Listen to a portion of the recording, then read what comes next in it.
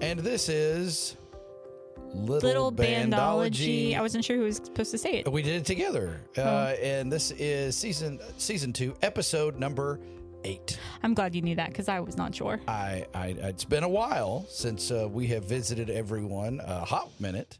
We're glad to be back. And actually, we are in the depths of ice days, not snow days. Ice days here in East Texas. Winter storm Iris or something. It had a name? Yeah, fern. Oh, well, there you go. I don't know, some sort of plant or flower or something. Fern sounds familiar.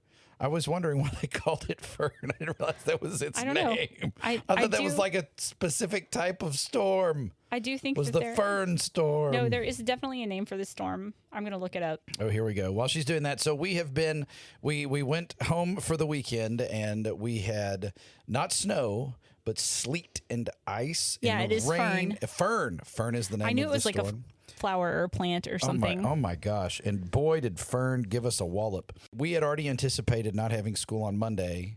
And in East Texas, we don't prepare for winter storms other than raiding the grocery store. So we went to the grocery store just for groceries on Sunday. Was it Sunday, Saturday? No, we were already stuck in the house by then. We went Friday? We decided to go on Wednesday. Oh, it was Wednesday. Right. So they've been predicting this storm for like 2 weeks, and we decided to go on Wednesday because it was supposed to start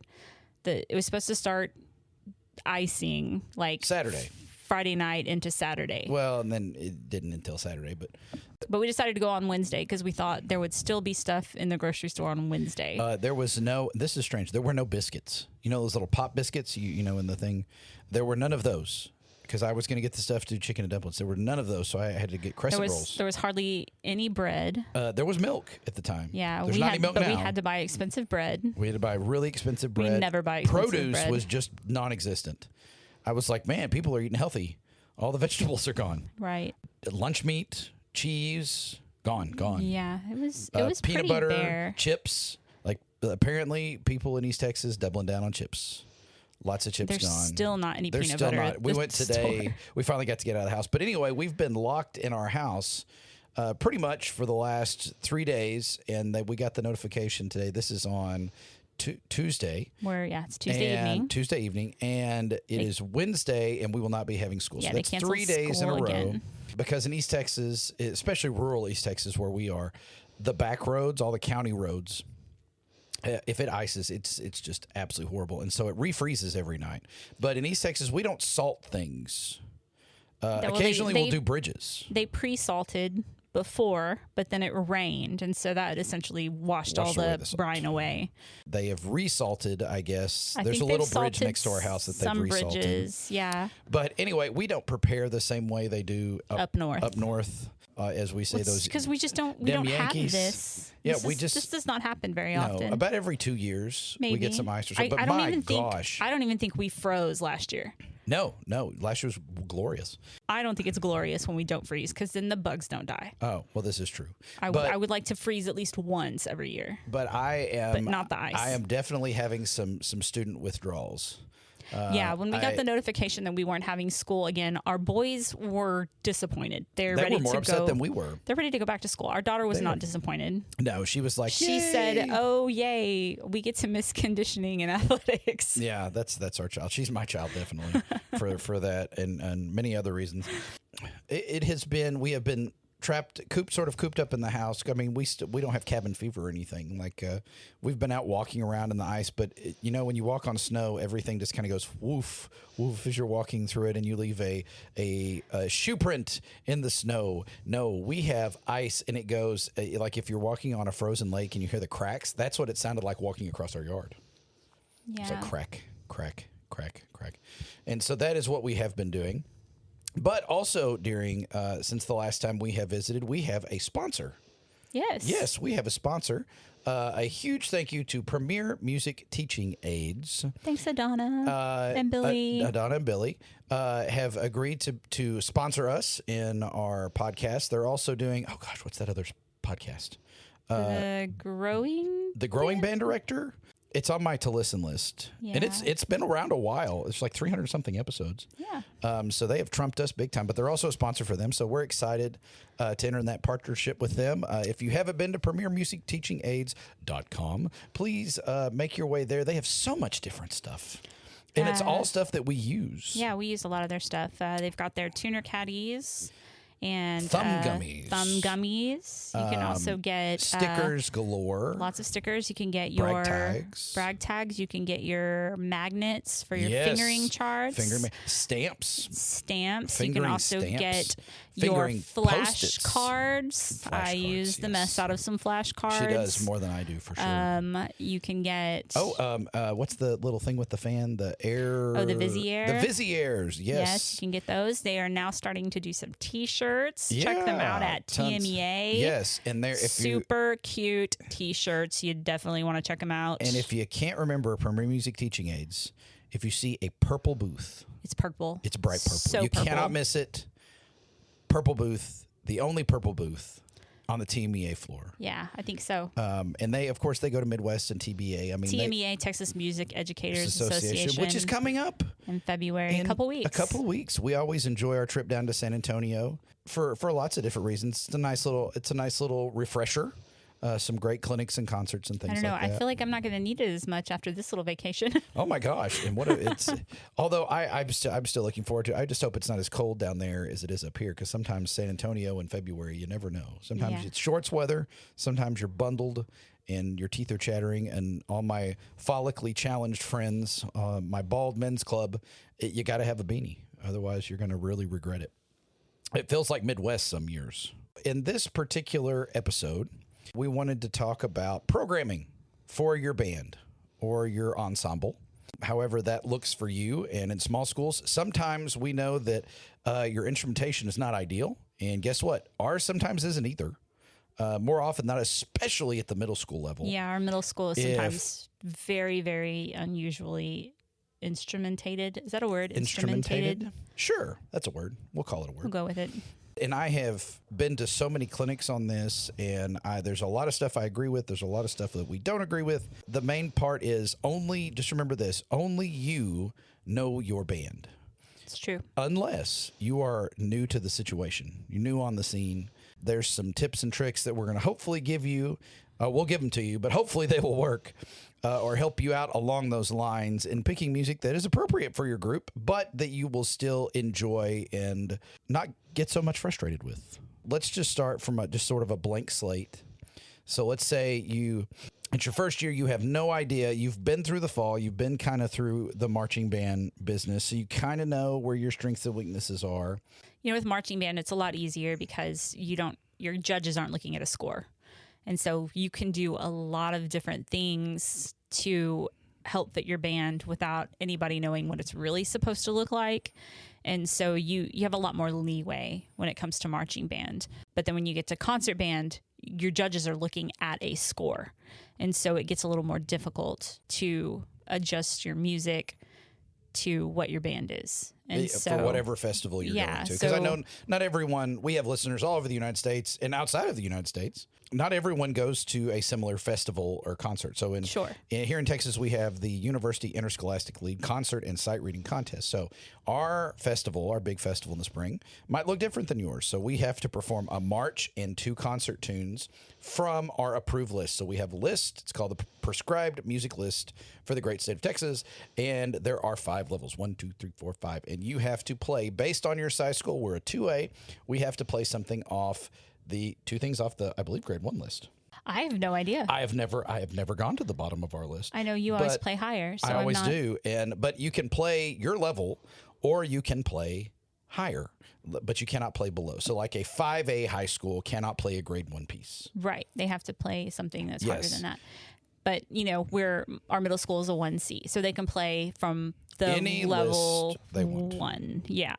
And which, you know, your younger kids are playing from the easier lists, and your older kids are playing from the harder lists. Your smaller high schools are playing from usually the easier lists, and your larger high schoolers, your larger high schools, pardon me, We have some larger high schoolers. the varsity bands from those larger high schools, they're playing from the hardest lists, and then the non-varsities, sub-non-varsities, those kids are playing from easier lists. So it just depends. Sometimes can get kind of convoluted. Like I would have a hard time telling you like what a 6A sub-non-varsity. I wouldn't know. I would have to look that up. Well, luckily we're talking about small school bands. Yeah, that's true. so But like I couldn't. our small school bands typically play. I couldn't tell you what a 4A sub-non-varsity. I would have to look that up. I have no idea. I don't know. We should call Lindale. They have a sub-non-varsity. Yeah, they would be able to. There's tell not a us. lot. There's not a lot of sub-non-varsities. That's true. In the 4A category. But the first thing you need to do, I would recommend, is just sitting down and writing out your instrumentation. What do you have? Put it on paper so you can see it. If you're a visual person, even if you're not a visual person, put that sucker on paper so you can see I have this much of this much of that. And then what you do is, based on what you know about these kids, you're going to know which kids are going to be your all-stars, and you're going to know which kids are going to be your, for lack of a better term, horn holders. And be very honest with yourself about this. And nobody has to see this but you. Yeah. You're not gonna say, hey kids, I'm gonna classify you and pigeonhole you, because believe it or not, in future years sometimes your horn holders turn out to be your superstars. That has happened to me more times than I can count. We have some this year that we definitely 2 years ago they would not have been on a superstar list, but they are closer to superstars And they are than killing they it. are horn holders this year. And because you kind of have your superstars, you have your horn holders, and then somewhere in the middle you have all your part players. And really, that's the meat of your band, or should be the meat of your band, or your part players. I love my part players. That's those second clarinets, third clarinets, second trumpet, third trumpet, your second altos, your second, third horns, your lower trombones, all of those. You cannot have a great band without those kids. No. That's the middle of your band. That's the meat of your band. So sit down and write all of that out. If you only have one hot shot in a section, make sure you mark that. If you have a trumpet section that is 10 kids, one hot shot, and 9 horn holders, you probably don't want to play something too crazy on the list, or program something that's too hard. So make your list, check it twice, just like Santa Claus, and spend some time with that list. And then from that list, begin listening. If your state or your area has a prescribed music list, start where you think your kids are. Are your superstars able to play something like, let's see, American River songs? That would be a grade 3 on our Texas prescribed music list. Do you have the kids to play that? Do you have enough superstars to play that? Because if you don't, you need to look a little bit lower. Maybe you're looking at something on the grade 2 list, something a little bit easier, a little bit more user friendly, or even on the grade 1 list. Maybe you need to play something like Cortland County Festival with your kids. But look at how many superstars you have and sort of go from there. And then that needs to be where you start listening. So if you're looking at, if you don't have a prescribed music list and you're just going off of, I'm trying to find a level that will fit my kids, perhaps you need to look at, just go to Pender's or J.W. Pepper, wherever you buy your music, look at grade 1s, grade 2s, grade 3s, because sometimes those don't line up on our prescribed music list. They don't. Yeah, they absolutely do not. For example, last year, we were trying to program a piece, Hypnotic Memories. Hypnotic Memories. And if you ever listen to it, oh my God, it is such a cool stinking piece. It is so cool. The problem with that piece is it's really, really hard. It's actually on the grade 3 list, but it's marketed from the publisher as a grade 4.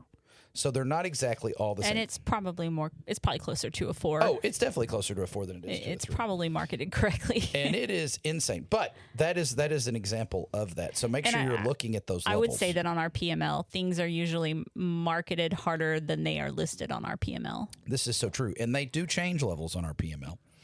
But just begin listening. Say, I'm going to start listening with level 1s. And the cool thing, when we started teaching, you could not follow the score in a video format listening. Oh, yeah, that is such YouTube, a cool not addition. a thing. Not a thing when we started teaching. We've been teaching for about 20 years. YouTube was not a thing. We would have to find a recording and find a copy of the score to sit down and listen to it, but there was not a whole score online either. I would say like my 3rd or 4th year teaching, they came out with these like huge spiral bound books of scores of like new music on the PML. Then you could like, Oh, what was that? What were those books? I can't remember what they were called. Oh, there were but so many of them. yeah, but they were really They cool. came with a And CD set. Yeah, and so like you could like pull the CD out and you could follow along on the scores, and that was really helpful back then. But now it's so much easier. Like the new stuff comes out, and the composers or the publishing companies have put out the music with the score that you can follow along with as it plays on YouTube. It's so great. How I do it is I tend to look for things that are not only within my kids' realm, but also something that's going to challenge them. For example, if I'm looking at a piece and I know my trumpets can't hit above a C in the staff, but there's a D, well, that's an opportunity for me to build that range with them. And so I can come up with exercises that are going to fit that, especially in middle school. Coming up with little exercises that will do that and sort of build that range, knowing that that's where your goal is to end up. And one note is easy. They can easily get to one note in a month. So don't let that hold you back. Don't look at a piece and go, oh, that's a D. No, they can easily get to that within 1 month. And if you have more than a month to contest, don't let that hold you back from choosing that piece. Make a list. Make lots of lists. If there's a piece that you like, write it down. If it's in your library, pull it. If it's not in your library, because everybody has a budget and everybody has limits to their budget. Make a list of pieces I have to have, pieces I would like to have, and try to purchase on the have to list as many as you can. Try to purchase at least one from the I'd like to have, even if it's something you're looking at in the future. For example, a piece that I've always wanted to play is Theme from Green Bushes. Small schools don't play that piece. It is really hard. 3A high schools really don't play that piece. 4A's do and up, but it is such a hard piece. I mean, Granger anyway, ridiculously hard for high school kids to understand, especially in small school type settings. But I bought that piece this year, and it's in the future. Like, this is something that I'm working towards in my teaching career, knowing that I may never pass it out, but it's something that I'm working towards, but it's in my grasp, so I have it. That is not a bad thing, but just don't fill your library with that every year. Try to purchase things that are going to fit your kids. So you've made your list, tons of listening. The more you listen to, matter of fact, when I first started teaching, I would go to and I still do this, especially with new pieces. I'll go to the PML and I'll just start searching pieces because you can tell absolutely nothing from a title. You don't know what that piece sounds like based on what the title is. You can kind of sometimes understand what it's going to sound like based on the composer, if you're familiar with that composer, but it's almost impossible to tell what that piece is going to sound like. So if it's something in the title, some of the best pieces have the worst titles. For example, the Erickson Toccata for Band. That's old school, guys. That is old school. I love that piece. Toccata for Band. Boring title. But man, that piece, it's a bop. It's a bop. It's a bop. I love that piece. I love it so much. And it's on my to play list one day. I've just got to get my trumpets up to where they need to be. That one's, you not just have to have first trumpets, but second, thirds too, because it is solid all the way through. But it's a great piece of music. But it's on my to play list. Just going back and listening to pieces, even some that have been on the list a long time, even some that you might have listened to a long time ago, do it. And the more you do that, the better off you're going to be. And then find a good reference recording, because if you decide you want to play it, believe me, you're going to want to have a good reference recording for sure. So you've kind of picked out some pieces. What I like to do, especially when I've been in a school for the first time, if I'm new in a school, and even if it's on a year where I'm not sure exactly what I want to play, which happens. Like this year, I'm set on two pieces. We're already working these two pieces, and we're having a blast and challenging, working our tails off on two pieces. I don't know what I'm going to play as my third piece. I have some options, but I'm not sure. So I know what I want him to play as his third piece, but I've got a really hard piece and a piece that's if in a pinch we can play it and it will be nice and beautiful. It's slow and pretty and by Adrian Sims, which if you've never heard of that composer, you should go and listen to his stuff right now. It is absolutely fantastic. He is super young and super talented. So when I was first coming out, I would always pick the march. And I've done this so many times. I would always pick the march, but then I would pass out about 5 pieces of music of varying difficulties and types. So I would throw a lyrical piece in. I would throw a a piece that has a weird key signature. I would do a piece that has time signature changes. I would do a piece that was just kind of easy. And we would work on them all just a little bit, and then I would let them choose. I would let the band vote, and the top 2 votes were the 2 pieces we played. Believe it or not, that is not a bad way to do it. If you're still controlling the parameters, you're still saying this is what I think we can handle, but you're giving them options. And kids love options. They like to feel like they have control, when in fact, all you're doing is just tricking them into just picking music that you've already picked. You just happen to have a bigger selection than they get to choose. And believe it or not, those years have been some of my best years at festival and at contest, because the kids are bought into the music. They pick that music, and you let them. You've worked through it. If you worked through it and it's roughed in, like you could do a trash run, and that's basically you get from the beginning to the end with stops where you're like, oh, no, we got to go back and we got to hit this section. That's what I call a trash run. There's nothing wrong with that, especially if you're sight reading. Then I'll let them listen to the recording if I think it's something that they're going to like, or if it's one of the pieces that I'm considering, and let them make that decision. And then that way, if for some reason they stop working, you go, listen, you guys picked this. And then you put it back on them, and then you use that band director guilt. And that always really has served me well in the past. Once you have picked your piece, and let's say you don't have any, I'll do an example. There was one year I didn't have one French horn in my band. I had a huge band. I was teaching at Carlisle, and I didn't have one French horn, not one. So that, and I like to play great things off our grade 3 list. Grade 3 lists have lots of things with saxophone and lots of things with French horn. And there's one thing that saxophones cannot do. Sound like a French horn. But they cover a lot of the French horn parts. Well, I typically don't like a lot of what I call reed funk, unless it's a piece that really showcases that instrument. But if it's horns and saxophones, I'd much rather have a horn sound all day long. And so what I would do is I would rewrite parts for euphonium to cover the horn part. If it was an exposed horn part, I would do that.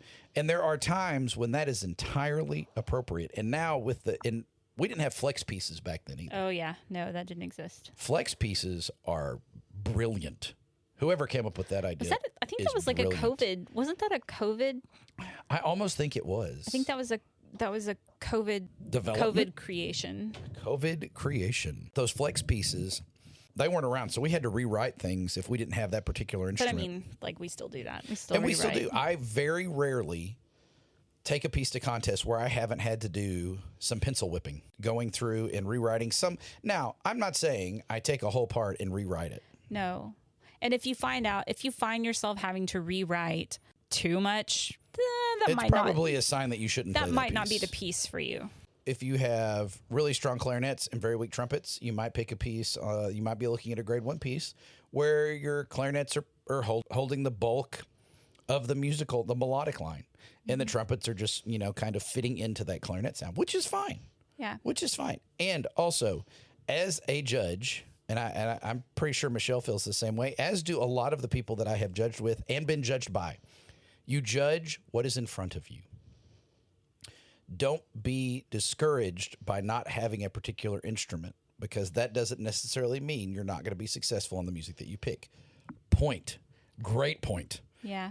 I know exactly what you're about to say. Oh my gosh. So we clinicked a band down south towards Houston. We go every year. It is like literally they have it's called the King Day. Yep. And we have our own day. It's we have so our exciting. own day. And we love going to clinic this band. And we walked in, and the second band is coming in, and we're flipping through, looking at their scores, and we see they're playing Dance Celebration. And we love Dance Celebration. It is a great junior high piece. It's just a great piece of learning. music. It's a great learning piece. Oh my gosh. There's so many good things can be done with that piece of music. Love that piece. Have played that piece many times. He had no clarinets. They're coming in and they're sitting down. And I went, "What? They're missing clarinets. There's no clarinets. Michelle, there's no clarinets. Where are the clarinets?" And I said, "How are they going to play Dance Celebration And so with no clarinets?" we called over the director, Miss Hester. Miss Hester, he has no clarinets. How are they going to play? She goes, "Just wait." And he had a tenor saxophone player play the clarinet part. Just one kid. And it was so good. He played it so well. Oh my gosh. Like you forgot there were no clarinets. Yeah. You did it that well. And it was so clean. It was the best thing he played out of all three pieces. It was also the easiest thing he played, but it was so good, and we were just in love with it. And I think I've told that story to just about anybody that will listen. Just a wonderful, wonderful adaptation, and that band went and got straight ones in contest and made a sweepstakes. Now, would I choose a piece that I didn't have the kids for? Probably not. I probably would not pick Dance Celebration if I didn't have But any let's be clarinets. honest, if you don't have clarinets at all, But man, that limits what you can it play. does, yeah. Like if you have no clarinets in your band, I don't know that that's how it started though. I wasn't it like a grade thing? It may have been a great thing. Eligibility hits hard in some schools. Yeah, it does. We stay on our kids pretty stinking hard, but Sometimes you it can't doesn't help it. matter. Yeah. Sometimes it doesn't matter. As you're preparing this music and you're selecting this music, always keep listening. It is very easy for a director to get into a funk of playing. See, in Texas, we have a 5-year rotation. You can repeat a piece after 5 years. There are some, I think more or so, it was a bigger problem we first started teaching, where you had directors that would, that's my piece. In 5 years, I got to play it every 5 years. Yeah. Matter of fact, my high school band director, who he won honor band 3 times. If you look at the programs he picked, 2 of the programs were identical when he won. Like he really, like Holst Marching Song, that was his jam. But they played it so well. I mean, that was the thing, is they just played the snot out of it.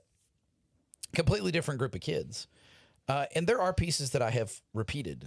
Sure. But not, I'm doing it this year. We're playing Viva by Jack Wilds. Such a great piece. And we did it So much fun. 5 years ago. 5 years ago, I regretted every single day picking that piece, but I'm very stubborn. Every day, I would say we can still change. It's not too late. We can play something else. Like seriously, every day I said this. I said, leave me alone. Every day. This time, it's way more fun. So either I am delusional or the kids are better. No, our band is definitely better. But my favorite, it's okay to have a piece that you really, really like, but make sure you're trying to program new music. There's so much new stuff and new composers coming out all the time. Like I don't think there's a way you can play through everything in the Willie Owens catalog. I think it would be impossible. He has so much good stuff. Yeah. Listen to it, but also make sure to go back and listen to classics. There's a lot of great pieces of music out there that deserve to be played. Randall Standridge, who was not a thing. Matter of fact, I remember when he was a band director in Arkansas. Quaker Oats remembers. Have you never seen that commercial? No. Quaker Oats remembers? No. Yeah. I remember. Quaker Oats remembers. But I remember when, oh my gosh, what was that piece? Adrenaline Engines? No. But I mean, I played steel with University Band. with University Band, And then I played it with my high school band. right? But what That was is also it? a bop. It's an Grade 1 version in Elf. Armory. Armory. That's the grade 1 version of Steel? No. Oh. I'm just saying it's the grade 1. But I remember when that came out, and it was like middle school bands just like had to play it. Peed their pants. Yes. In excitement over Armory. But that's pretty much like you can't go to a festival without hearing at least 3 or 4 different Randall Standridge pieces. Right. But like And he's gotten so much more. He's just so stinking creative. his stuff is just so playable for It is. middle school He bands. understands band. Yeah. And I'm not to say that, like the great composers, band composers didn't, but he just gets, and I think it's because he taught in a small school where he had to teach his butt off. Right. And he saw all of it. He saw the good, the bad, and the ugly. And so as he's begun to write, it just really has resonated. And it just sucks you in. You can't Yeah. help it. So much of his music I just love to listen to, love to play. And if you ever get a chance to go see him as a clinician, he's just a joy to watch teach your kids. He's a master. He really is. Yeah. If you get caught in a trap, you have programmed something that is not strong enough for your kids aren't good enough to play, and you or someone that you trust, this is where mentors come into play very often, has told you that you should not have done this. This was a bad idea. that happens to the best of us. Been there, done that. I have a great story about that, and I'm sure that I don't even know that this particular mentor of mine even knows what a podcast is. He's so doesn't. old. Don't say that old. about him. He is. I know, he's but old. don't say that. He's old. He's well seasoned. How about that? Does that sound better? Well seasoned. He's well seasoned. Well seasoned. One of my favorite people in the world, Mr. Harvey Durham. He was sort of my band dad when I first started teaching, and I had about 2 or 3 different band dads, but he was by far the one that I trusted the most and really relied on. And we were playing a piece with my band. It was my second year teaching as a head director. This was my 4th year teaching period, and I was in a head director position at a 3A school. I had programmed a piece called The Willows of Winter, which, if you ever get to listen to it, is an absolutely brilliantly beautiful piece. It is hard. It is very hard. It is a tuning nightmare. It is, your kids really have to understand playing lyrical in order to play it. And I thought we were doing fine. So it is 10 days to contest, and he comes to Clinic My Band. We play our march. He said, okay. We played our fast piece. He said, okay. We played through that piece, and he said, hold on a minute. Come here. And so we went into my office, and he shut the door, and my kids were just sitting in the band hall, just kind of staring at each other. And he said, you can't play that. And I said, why can't we play that? We've already been to a pre-UIO. We can play that. And he goes, you can't play that. Your kids don't understand it well enough. You're not going to be able to play it and be successful. And I said, fine, what are we going to do? So he goes and digs through the library and brings out, lo and behold, Spring Song, which is on the grade 1 list.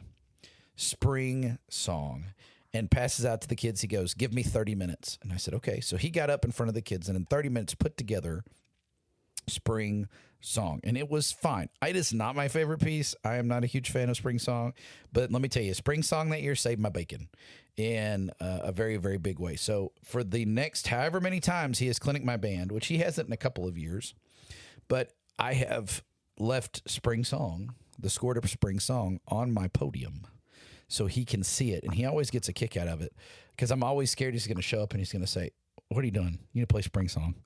And so I always have it at the ready, just in case, even though it is not my favorite song. It's an old piece of music. Yeah.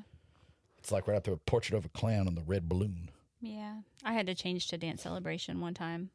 I can't remember what we changed from. Where was that? At Carthage. Oh, I don't remember either. I would probably remember I can't that. remember what we were playing before, but I did, and it was like 2 weeks before contest. But when that happens, it's hard for it not to hurt your ego. So whenever you go to contest and you've been working on something for such a long time and you get a second division, but then like you go to contest and you've just changed to like that piece and you get a first division, isn't that frustrating? Because that happened. We got a first division on that. We didn't. We got a 2. Oh, wow. But you know what? It could have been a 3. And it was fine. And my kids sight read well. In Texas, we do a sight reading portion where you get like 7 minutes to put together a song.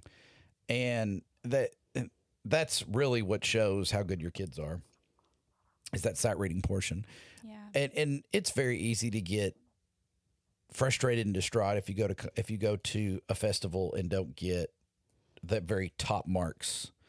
And it can be a blow to you and your kids, but that shouldn't take away from the work that you did and how far you came. Sure. And even if you lick your wounds and you move on, and then the next year you just try to program a little bit smarter. If you do those steps, if you make a list of your band kids and are honest with yourself, pick music that is gonna maybe some of it challenge them, some of it's safe, and let them decide their own path within the parameters that you set. And then if you need to rewrite something for a student, and usually it's just for 1 or 2 students. Yeah. We have students, because at small school we have 8 through 12, and there's people who have 7. I taught 7 through 12. Mm-hmm. 7th graders cannot play as well as a senior. Right. And is it really fair to pick music for the 7th graders and let the seniors suffer? Exactly. I mean, so if you're in that, if you're in a school that has 7th through 12th graders, really consider that. Is it fair to the seniors to pick the easiest music so the 7th graders can play? Who are you doing a disservice to? And so try to pick something that is at least one of somewhere your pieces. in the middle. it's like, I think about our own sons. Like if we picked something from the grade 1 list, they would riot.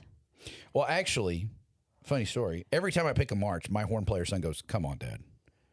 Upbeats, really?" I'm like, "Dude, that's a march. Get over it." And then I end up That's rewriting. just the way it is, sorry. And sometimes I'll rewrite little parts of the euphonium or the counter melody for the horn where the upbeats aren't going to be heard anyway. And it's just what you do to keep those kids engaged. And honestly, like our bassoon son, he is so over playing Viva. Viva is not an easy piece, but the bassoon part is honestly kind of boring. It is. It is. And he really kind of hates it. Now, we did give there's a euphonium solo. We did give him that because we don't have a euphonium player that's really solid enough to handle it. The big one, the big euphonium solo. So we wrote it out for bassoon, and we're going to try it, and we're going to see how it fits. And we may end up having to change it, but I think it's really a struggle for him because he plays in the East Texas Symphonic Band, and he plays first bassoon, and all the music is harder in that. And matter of fact, they were reading Children's March, and he was tearing it and up. he was having to up. play first bassoon and second bassoon because he's going the back only and forth. bassoon. Yeah, going back and forth. So he was playing all that, and then he comes to our band, and he's just snoozing. Yeah, he's snoozing. But you have those students. Like we have a clarinet player this year that is doing the Weber concertino. That is a 4-page rockin' hard solo. It's crazy.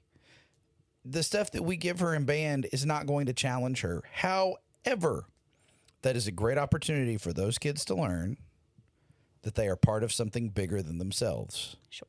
And they need to be able to listen and to build up and to encourage and to be a part of that ensemble, because your superstars, even though you want them to shine, you don't want them to shine so much that they begin to outbalance your band, that they begin to... And with that clarinet player, we do often have to say, "Ooh, can you hear other parts? Or are you listening? You sure are coming at me with those high notes. Yeah. Just because it's above the staff doesn't mean you need to come and stab me with that." But even with... And there's a lot of small school bands that I have seen in 20 years where they have like one really good player and that's all you hear. Yeah. And everybody else is scared to play out. When that person can do so much for the ensemble. So your superstars need to shine when you're programming your music, but also they need to understand when it's important for them to play a supporting role as well. And so that's sort of how we pick our music. We always try to do a little bit of challenging. Sometimes you pick something and you think it's going to be challenging and it's easy. Guess what? That gives you an opportunity to pick something that's a little bit harder the next time.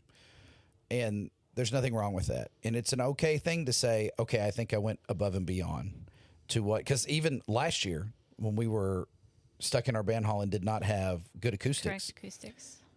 We couldn't hear things. And all of a sudden we had to change at the last minute. It was the best thing we could have done for our kids. Yeah. And the kids understood that, which now we have all our sound panels in and it sounds like a band hall. Yeah, it's much better. I don't know that it's 100% where it needs to be, but we can actually hear the first concert F that we played after we got our sound panels. We could actually hear the horn fifth. Like we didn't even realize we weren't hearing that until we could hear it, and we were like, "Oh, okay, now we can hear some stuff." It's been really great to have that again, and it's just so much calmer, and the kids can hear us when we talk. And yeah, I'm excited to have. We have clinicians coming in next week. And I am excited for them to... I'm excited for Sherry to hear because she... The last time she was in, it was not pretty. Yeah. But yeah, I'm excited about that. So hopefully this helped you out a little bit. It definitely helps us to talk about it. This is something we talk through every single year. I'm thinking about this. And if you have someone to throw it around with, if you have another staff member... yeah. But if you don't have a staff member, call a friend. Yeah. Absolutely. Talk to people. We talk to our friends at Lindell about programming all the time. Oh, my gosh. We do. Except we don't talk to Weston because Weston plays stuff that's too hard for us. Weston tells me what he wants to play, and I go, "You stink." And we just go talking about other stuff. But toss around ideas, listen, be active, and don't be afraid to put in a little bit of work. Like if you know going in this is going to challenge your kids, prepare for a little sectional action. Pass off your music. Pass off your music.